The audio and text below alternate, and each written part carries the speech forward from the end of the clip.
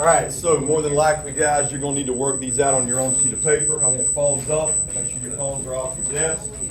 No phones in your lap. Do I have everybody's test? Except me. We'll finish it. And we'll finish it later. How about your work? Got it on here. Got it.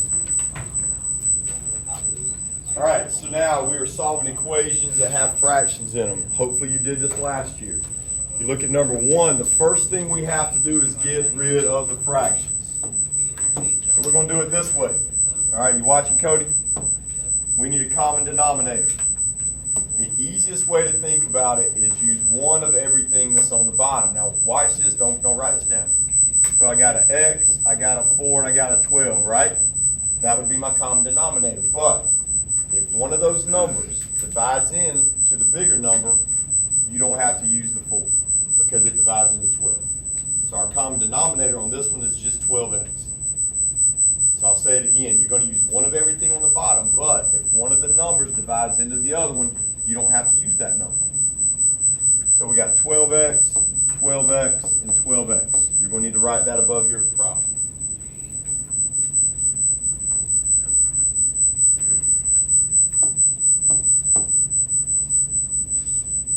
All right, here we go. This x will cancel out that x. Agree? Anything that hasn't been canceled out, you got to multiply them and bring it down. Now, you can only cancel something out if it's on the bottom of the fraction. That's why I couldn't cancel out the 2. Second fraction. 4 goes into 12 how many times? 3. So look, I got a 3 and an x times 1. That's going to give me 3x.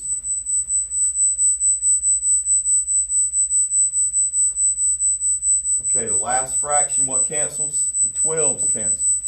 11 times x is 11x. So hopefully this looks familiar. Did y'all do it last year? No? Hopefully you've done it before. Should have. Now look, if you have an x squared left over, you're going to have to do quadratic formula. We do not have an x squared on this one, so we can just do our like terms and solve it. I move positive 3x over, that's a negative 3x. I'll let you write it down. We divide it and we get an answer of 3. So the left column's not going to be that bad. There's a couple things in the right column that are going to get a little messy. But that's a basic problem right there. And the hardest part is that first step, finding your common denominator. All right, when you go to number 2, need to slow down, y'all tell me. I got to write this one. Let me see yours. So we got x squared over 6, we got 3, and we got 2. All right, let's go over the common denominator. Just a second, Vic. Let's go over the common denominator step again. You use one of everything on the bottom. So look, I got a 6, I got a 3, and I got a 2. Can I mark any of them out? No. Remember, if one of the numbers, one of the lower numbers divides into the bigger number, you can mark it out. So I can mark out 3 and 2. So our common denominator is just going to be 6, 6, and 6. Now from there, do it just like you did number 1. 2 plus or minus 4 minus 4 times 1 times, that's a negative 3. All right, what did y'all get inside the square root symbol? Did y'all get 16? So that changes into 4. So I got 2 plus or minus 4 over 2. Now I need you to find both answers.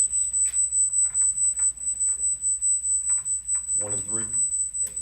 Negative 1. So I got 6 over 2 is 3. Negative 1. I agree with Tyler. All right, so y'all can see this left column's not that bad. Not a lot of fun, but it's not that bad. You guys notice we're doing a lot of algebra, just like y'all did last year. We'll probably do algebra for the next 2 or 3 weeks before we start doing some trig. All right, let's go to 3. So hopefully by now you understand the whole common denominator stuff. All right, our common denominator is going to be what on this problem? Anybody want to guess? 6. Yeah, 6. 6, 6, and 6. Why don't we have to include the 2? Because it divides into 6, so you don't need it. If it didn't, if it was like, say, 7, then you would have 6 and 7, 6 and 7, 6 and 7.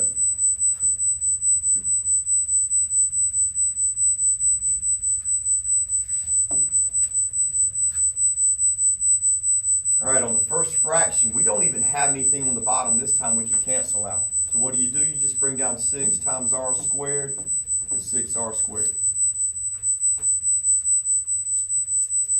On the second fraction, I can cancel out the 6's. I bring down 17r.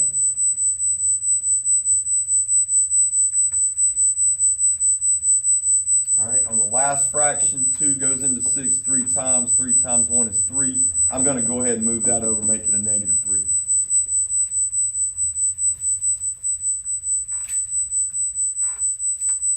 Do quadratic formula. You're good. Just show me one step on that quadratic formula.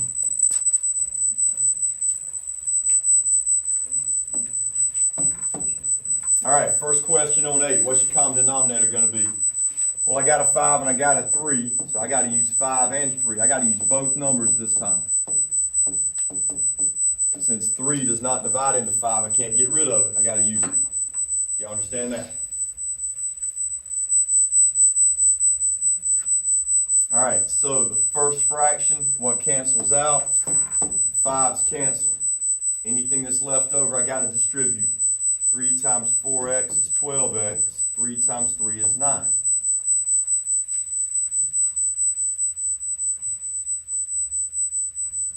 All right, second fraction is where I got to show you something new on the second one. The 3's cancel, right? And we got to distribute the 5, but since you have a negative sign right here, you're going to distribute negative 5. So that's negative 5 times 4, and that's negative 5 times negative 2, which is a positive 10x. Y'all follow that? And 5 times 3 gives you 15 on the end. Okay, are we going to have to do quadratic formula on this one? Let's look. Nope, there's not an x squared anywhere. So you just add up your like terms and do it that way.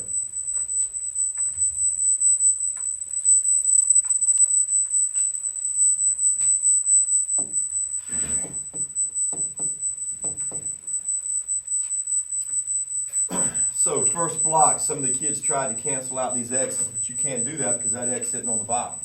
So you got to times them and get x squared. You can only cancel something out if it's on the bottom of the fraction.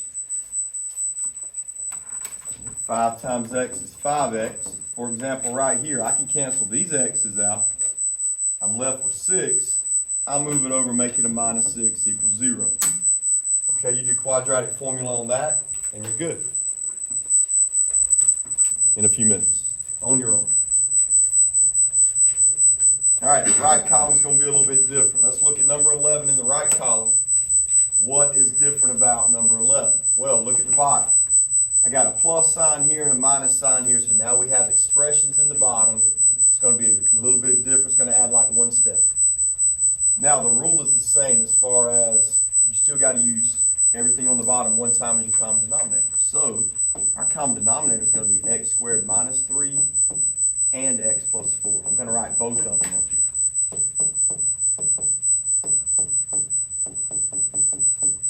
When it has a plus or a minus, you just can't separate it. You got to use the whole thing.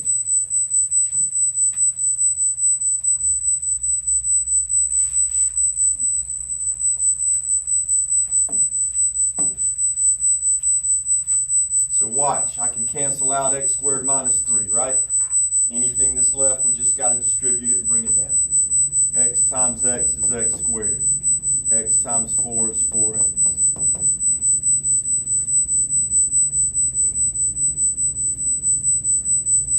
All right, these x plus 4's cancel out. So I bring down 5x squared minus 15. Where'd you get the 5x squared from? 5 times x squared is 5x squared. 5 times 3 is 15. So we're going to have to do quadratic formula, right? Let me show you something. Normally we would bring everything on the left. Don't write this down, just watch me. If I bring 5x squared over on the left, it's going to make it negative 5. I would get negative 4x squared plus 4x plus 15 equals 0. All right, but I have never given you guys a problem where we have a negative on that first number with the x squared. So I say on this problem, let's move everything on the right side instead of the left. So that first number can be positive 4x squared. Follow me? I think that's going to make it a lot easier for you.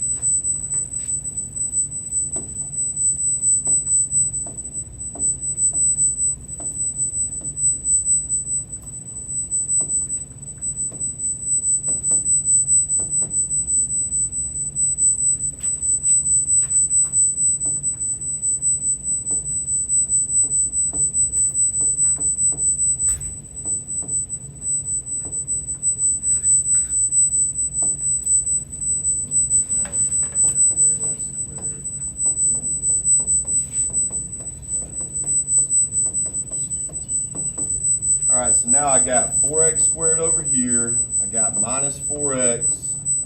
15 is already over there, so it's minus 15. So now do quadratic formula with that, and we should be good. So you can see there is one extra step on this problem, and the whole right column is basically going to be like this. All right, try to finish that out by quadratic. Let's see what you get. Turn it off just a second. Next one on the right column, let's go to 12. This one's a little different. All right, so if we use everything on the bottom one time as my common denominator, I would have a minus 1 and a minus 1, right? Because I got it written down twice. All right, well, here's the deal. If the second one is just like the first one, you don't have to write it down twice. You can only do it one time. So our common denominator on this one is a minus 1, a minus 1, and a minus 1. And that's sort of like the left column that we did, where if a number divided into the first number, you didn't have to use it, you could get rid of it. Same thing here. It's the exact same thing on both of them, you only got to use it one time.